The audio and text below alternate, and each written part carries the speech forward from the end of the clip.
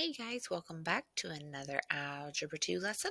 Today we're going to look at solving quadratics by factoring, and the standard is FIF 8A.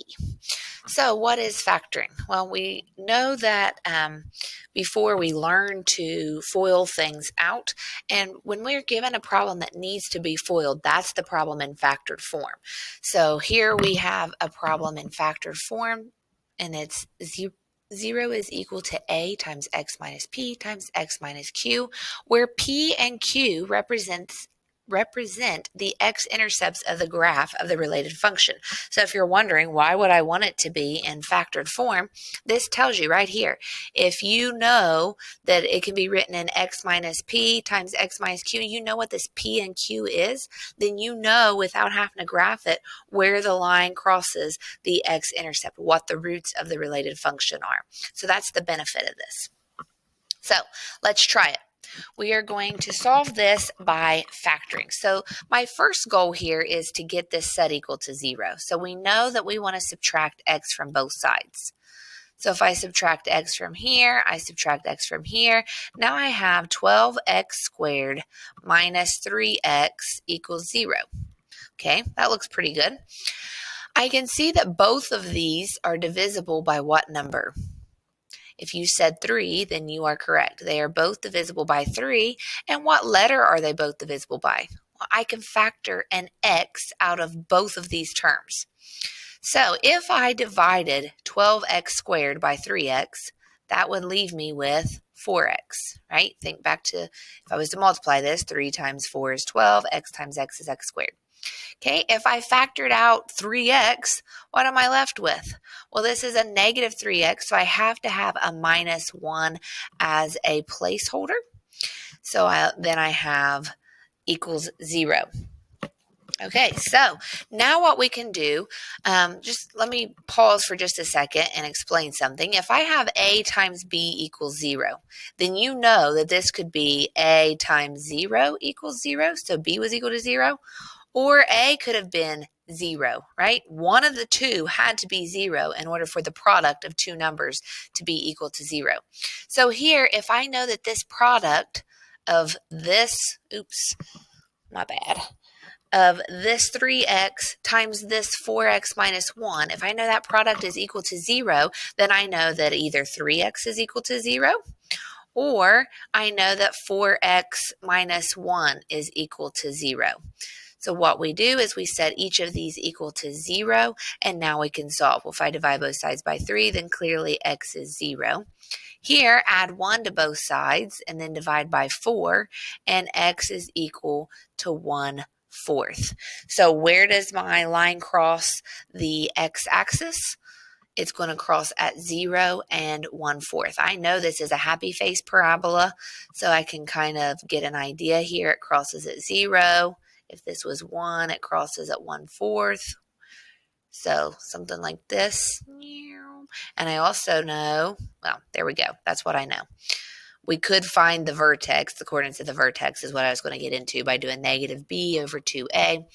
But we're not going to get into that. That was a previous lesson. I don't want to take the time on that today, but just kind of tying it in with previous lessons, we now know we get a visual of what the graph would look like, and the whole point of solving this is so we don't have to graph it. We automatically know what the roots are without doing that work.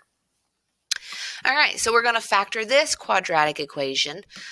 But if you notice, it's not set equal to 0. So the first thing I want to do is subtract this 18 from both sides. So if I subtract 18 from both sides, I'm going to have x squared minus 6x. Well, what is negative 9 minus 18? It's kind of like saying 18 plus 9 and keeping it a negative, which is 27, equals 0. All right, now, I don't know if you remember how to factor this, but in Algebra 1, we learned to factor. I always like to make my little table. Different teachers showed little different ways to set it up to do it, but essentially you're all doing the same thing. You're just writing it down different ways.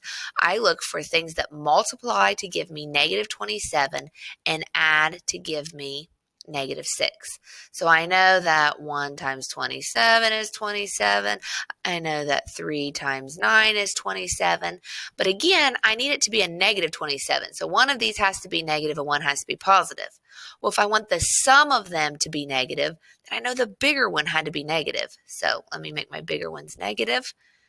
Now, clearly, this is not going to add together to give me 6, so I can just cross it out. But thinking about 3 times negative 9, that is negative 27.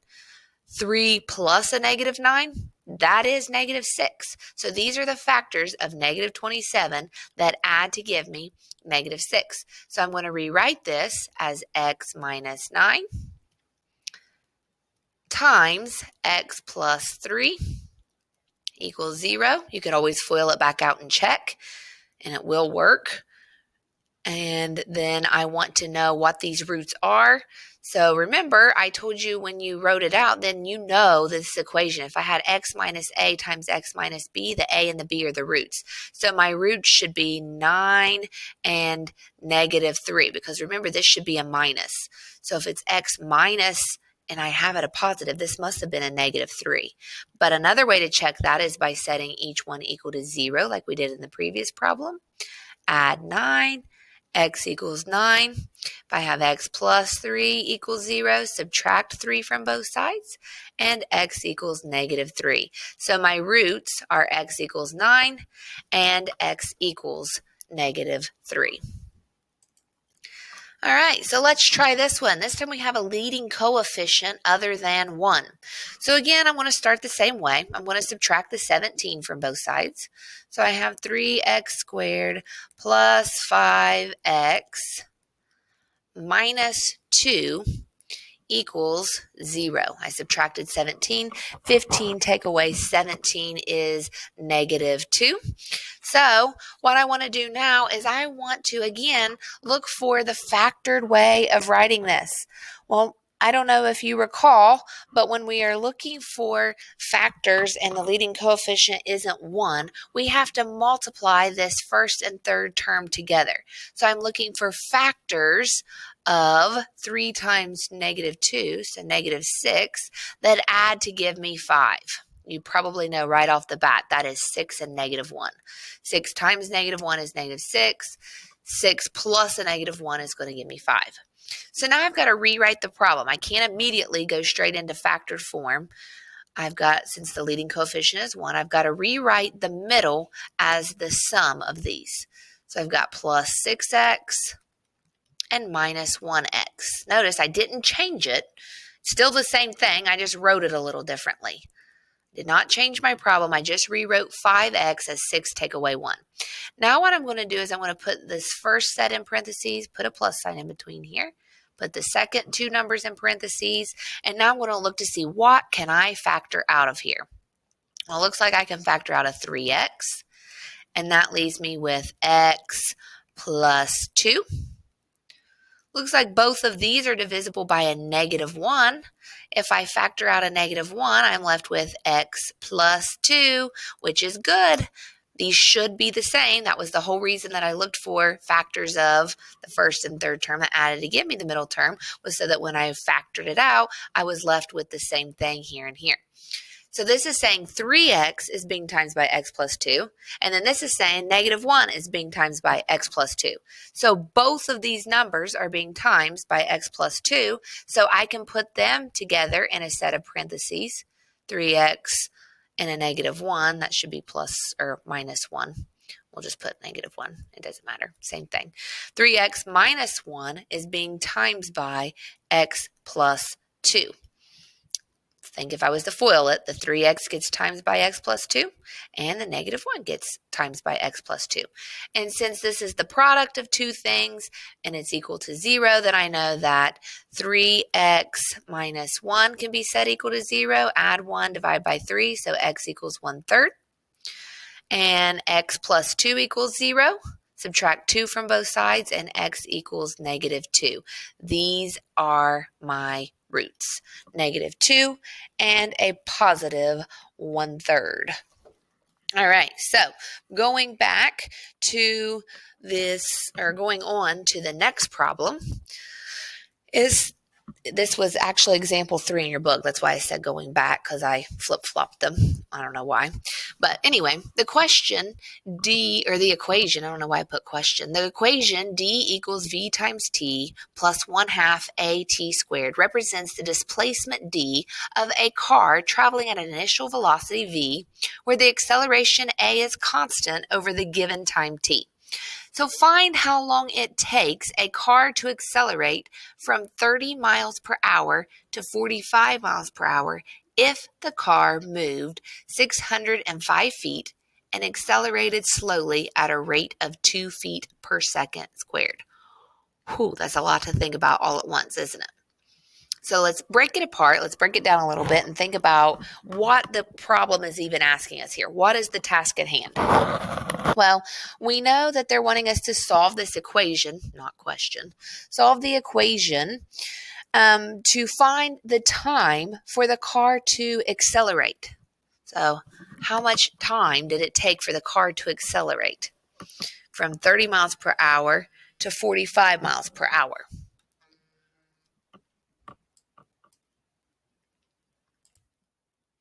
Okay, so one of the major problems that I was seeing with that problem is that, or not major problem, but one of the concerns that I see with this problem is that one of the things is given in feet per second and the other is given in miles per hour. So how am I going to address that problem? That's part of this problem, right?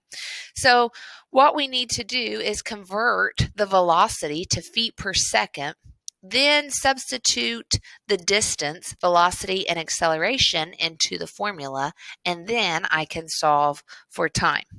So let's do that. Let's try this out and use what we've just discussed and solve this problem.